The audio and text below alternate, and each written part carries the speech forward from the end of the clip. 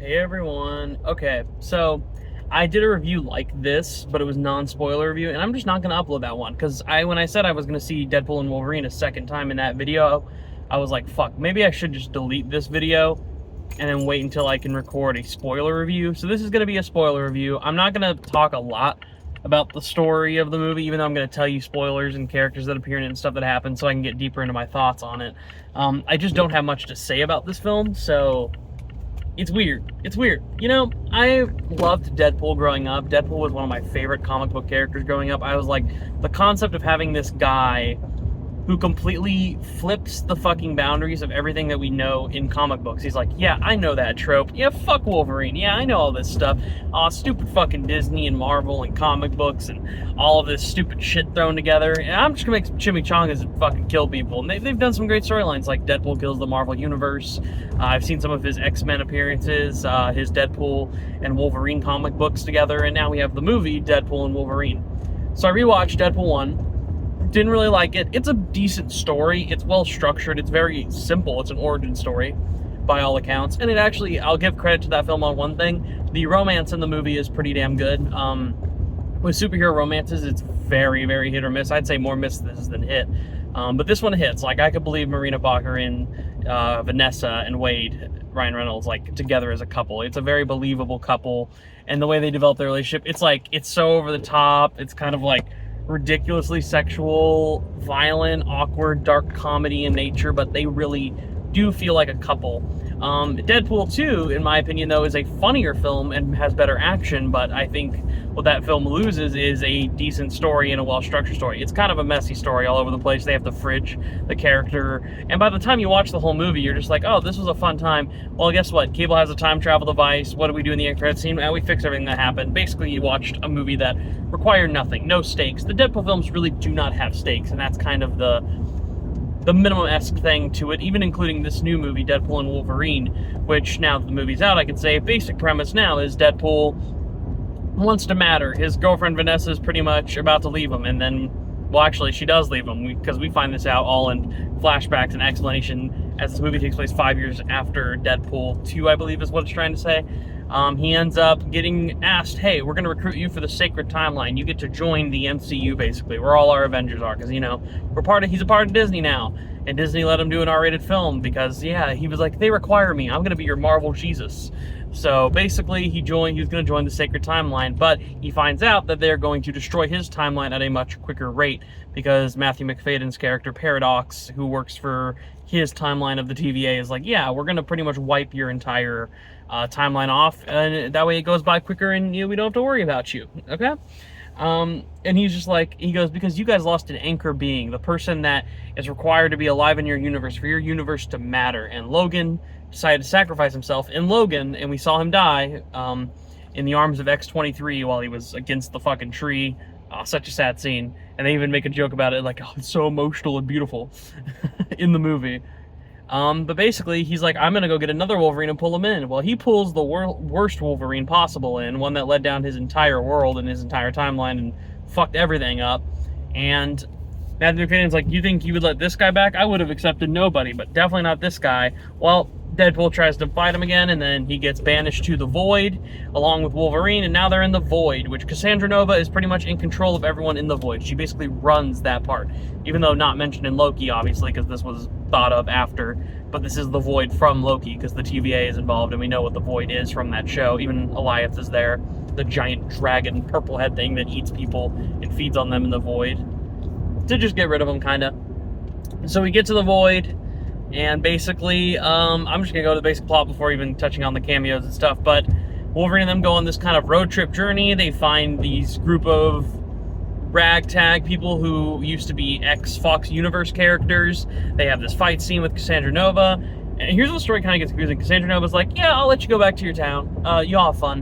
And then she quickly finds out, like, Paradox has this thing that can rip time in space called the Time Ripper. So she, immediately after letting them go, she comes to Wade's world and is just going to destroy all time anyway. So it didn't really matter. She just wanted to destroy everything but the Void. So that way the Void is all that remains and she can be the one ruler. It's kind of a stupid arc. And then, like, the Deadpool Corps shows up. They're the final big fight scene of the movie. It's like, in what way is the Deadpool Corps like, did Cassandra hire them to show up, or they don't really even explain it. They're just kind of there to fight off Wade and Wolverine, just to have this big final fight scene. It doesn't really fit into a story. So yeah, cohesively, kind of a weak story. But then Deadpool and Wade, using the power of friendship, they take in matter and antimatter into life in their hands, and they destroy the Time Ripper, which kills Cassandra Nova. And Matthew McFadden's like, Paradox is like, oh my god, they died. They sacrificed themselves. They were my friends. And then they walk out, fucking Wolverine shirtless and that ugly CGI cowl. And the fucking end. Honestly, it's kind of a messy story. There's not a lot of explanation to things that happen. They try to give you like this really emotional Wolverine arc, and I just did not feel it. I don't think it was enough time to develop, because 70% of the story is a Deadpool story. And when the Wolverine scenes hit, they're probably the best emotional scenes and the most interesting scenes, but they're just not developed enough for me to 100% care. So when that final moment happens, even though it's cool how they flash back between Deadpool's past and Wolverine's past, and then show it as they're like doing this fucking badass thing, it's a pretty cool shot. But and having a very overly dramatic choir version of Like a Prayer by Madonna play, actually, I'll admit, did work in that specific part. It just overall is such a messy story. This being said, I have come to terms with it. I had a fun time with this movie. I had a fun time that it's a film I couldn't go back and watch a lot. I feel like the more you watch it, you know everything that happens. All the surprises are going to be gone. All the exciting parts are not really there. And you're just going to notice it for, hey, there's fun. The action scenes. I could go back and watch those all the time. The Human Torch cameo with fucking, what do you call it? Chris Evans returning as Johnny Storm. That's a fun thing. The Blade cameo and the Gambit and Elektra, how they're all revealed, I thought was really corny. But the use of them, I thought was decent, especially Gambit. I think Channing Tatum gets his time to shine. He got easily the most laughs out of the cameos, and probably the coolest stuff to do out of the cameos, I would say. Blade second. Elektra honestly got like the weakest hand of it, which was kind of funny, I thought. Even though I remember Jennifer Garner was one of the people we heard casted about like a year ago in this film. Like, she was the only cameo that we had known that people kept going, oh, it's rumored she's in it, but like we knew she was in it because she was on set for the film. So, you know, can't hide that one from us. But they managed to hide a few others, like Human Torch and Blade and all that shit. So yeah, I don't really know. It's a fun time out at the movies. It's got some decent music in it. I don't like that the music is utilized in action scenes. I'm like, I wish they could do just an action scene without having to have like a pop music that makes it funny. Like, the car scene is like probably the best scene, the fight between Wolverine and Deadpool. It feels like a true fight. Like, you're like, yeah, they really want to fucking beat up each other right now. But you can also kind of acknowledge how that kind of pushes their friendship forward. But it's also a funny fight scene, but it's also really violent and well choreographed. I was like, this is just awesome. It's out of a Honda Odyssey, and it's actually shot pretty well. Even the action scene with Deadpool and Wolverine earlier in the movie, where they play Hell's Bells over it, I'm like, this is cool. You don't need to play Hell's Bells over it. I guess it's more chill than like, I know people love the opening of this film. It's an okay opening. I think it's like a little cringy. It's well choreographed, the action in it. Even if the CGI blood, I'm not a big fan of constant CGI blood over everything necessarily, but it does blend pretty well. They do a solid job enough with it, especially with how the action is, again, choreographed here. All the action scenes are good, except I would say, weirdly enough, the one that has a lot of shaky cam and is hardest to tell what's happening is the one with Elektra, Blade, X-23, and Gambit all featured. I thought that was like the most badass setup for a scene, and yet it was the weakest action scene, but it's also the action scene that didn't fucking have, you know, it didn't have any fucking, what do you call it, like, pop music on it. And I was like, damn, you could have, like, done this with the other action scenes that are really well choreographed and fun. Even the Deadpool core action scene with Like a Prayer playing, it's like, if you didn't put Like a Prayer over this could be so fucking sick. And I know some people are going to be like, oh, the pop songs make it fun, you're just a negative Nancy, but I don't know, it's not that funny.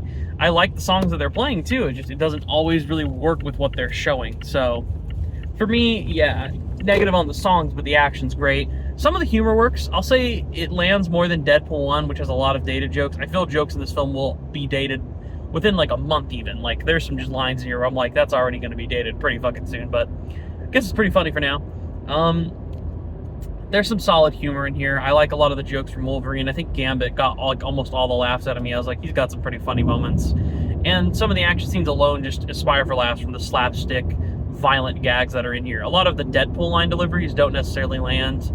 I will say, I like this like funny version of Ryan Reynolds. It's Ryan Reynolds, Deadpool basically, but he has a long, glossy hair. He's full-on Canadian. He says a boot. Sorry about that. Like, he does like the full cliche Canadian voice and everything.